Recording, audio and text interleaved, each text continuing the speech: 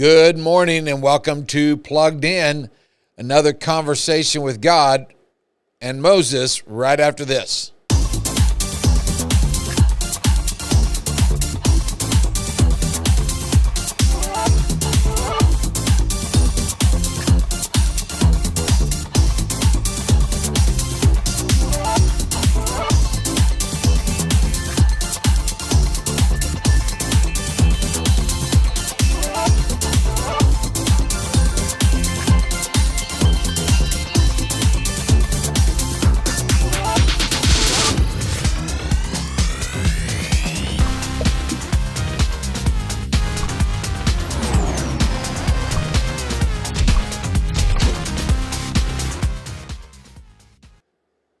Well, once again, good morning. I'm reminded of the psalmist who said, "This is the day that the Lord has made, and I will rejoice and be glad in it." And it's easier for us to rejoice, even on a Monday when it looks like it does outside and the temperatures we've had. And I think we've at least got another day or two of these temperatures. Well, then March will be here. We know how that works. But we're glad that you're with us again. And if you want to follow along, we're going to be in the story of God calling of Moses to take the children of Israel out of slavery, found in Exodus chapter 3. And as you're turning to that, I use that as part of an introduction for this week's lesson, in the fact that you and I, who have read the story, not just this one, but other Old Testament stories or New Testament stories, we just have the luxury of reading them over and over again, or we've had them read to us. In my case, I grew up in church, and so even before I could understand all the theological stuff of what was going on in the scriptures, I was being taught not only in Sunday school but at home these grand old Bible stories. And so you hear them so much and we read them so much and we have that luxury. But what happens is we start analyzing them and we're trying to dissect God's message to us. Now, there's nothing wrong with that. God's word is living and active, and there's a purpose for the stories that he has there. But here's where I'm going with it. I think we read them so much that we forget that these stories actually happened in real time. I mean, have you ever considered these stories in real time? I mean, as we continue through the story of Moses being called by God to lead the Israelites from slavery out of Egypt to eventually the Promised Land,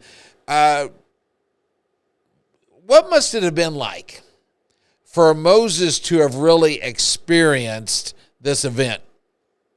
You see, I believe that sometimes we read these stories so much that they've lost their luster. We answer questions about them with padded down answers that are suitable to the teacher or the other listeners. But think with me for a moment. If this had happened to you, wouldn't you want a little bit of proof from God that he was who he said he was? I mean, instead of reading this story from the angle of, I know what it says and I know what it means in my life, why don't we look at this story or stories like them from the framework of a first person in which we understand it or try to understand it as if we were there? Again, we know the story and we know how it played out. And we want to question Moses' attitude and character. In fact, we want to kind of make him look like a bad person. And yet the way he acts and the questions that he has are just human nature. He wants proof, just like we would want it. Moses is stubborn, just like I can be. And that's just in our human nature. We have a tendency to be a little hard-headed. We're not always quick to leap, and especially even when it is God who is calling on us. I want to allow for you to let me share with you another hesitancy that Moses had with this calling from God, this hesitancy, or maybe it's this excuse that he was trying to make that he wasn't the right person. So let's back up a week. If you were with us last week, I shared about the part where Moses begins the conversation. After God has revealed who he is and that what he wants of Moses to do, we find that Moses said, well, who am I that I should go to Pharaoh and bring the Israelites out of Egypt? And I looked at that from the angle that there's a lot of times that we wonder why we are the ones called based on our past or the present life that we're in right now. We're like, surely God, you should call somebody more qualified. But God's simple answer to Moses' excuse or hesitancy was this: I will be with you.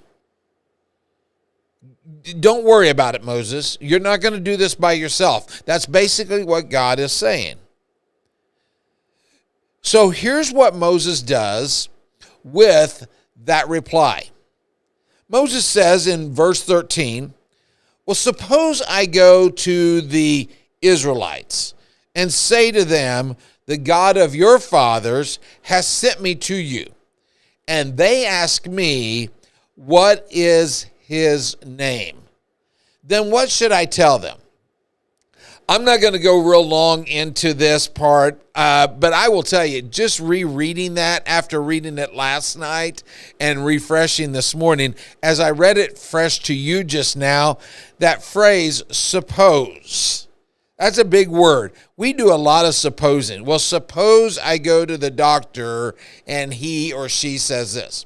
Well, suppose we go to the bank and the loan officer does this. We do a lot of supposing, thinking outside the box and making it bigger than what it really is sometimes, and causing some worry. And I think Moses is kind of worried about, what are the people going to say? God, I need some proof. Now, here's what God says to Moses, and it's going to be on the screen for you. It's in verse 14. God said to Moses, I am who I am. This is what you are to say to the Israelites. I am has sent me to you.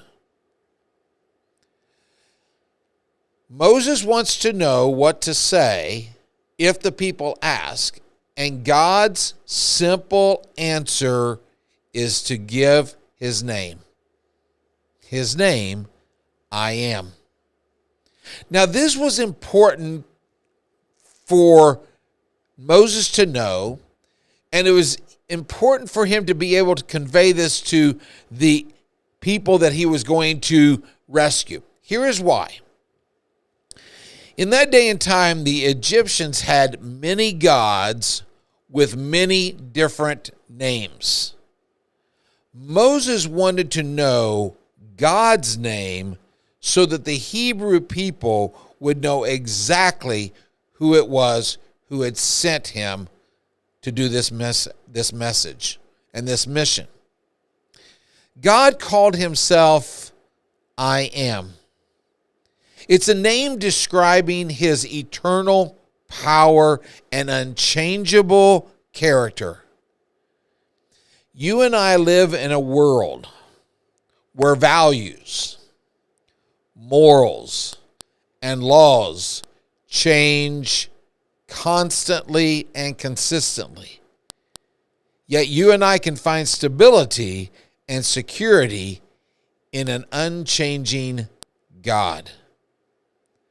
God didn't say to Moses, I was, as if to say, well, that's who I was at one time. I'm not that person anymore. God didn't say to Moses, I will be, as if to indicate, if the people do what I'm telling them to do, then I will be for them. God's name is I Am, ever present. God's name, I am, is really what upset the religious leaders during Jesus' day, because Jesus himself claimed to be God. He gave the claim that he and God were one, and he made the claim by using statements, I am. When you study through the Gospel of John, you will find 7 specific I am statements, ever present. Not I was or I will be, but I am. It's interesting to me. One of those statements that Jesus makes is very controversial. It was controversial in his day and has become even more so today. Jesus said, I am the way and the truth and the life. No one gets to the Father except through me. People get bent out of shape with Jesus' statement of his claim that he is the only way to the Father. And yet what's interesting to me is those same people hold on to the hope of an I am statement that Jesus makes in John chapter 11 as he's going to the tomb of Lazarus. I am the resurrection and the life. That gives us hope. We love that. Jesus says, he who believes in me will live even though he dies, and whoever lives in me will never die. We want the Jesus that gives us what we want. We are afraid to follow the Jesus who makes the claim he's the only way. And yet Jesus is just saying what his Father would have said. There is no other way to the Father except through God. God was saying to Moses, the people are going to ask you. It's okay. But when they ask who I am, you tell them, I am has sent you. And they will recognize the name of God, and they will follow.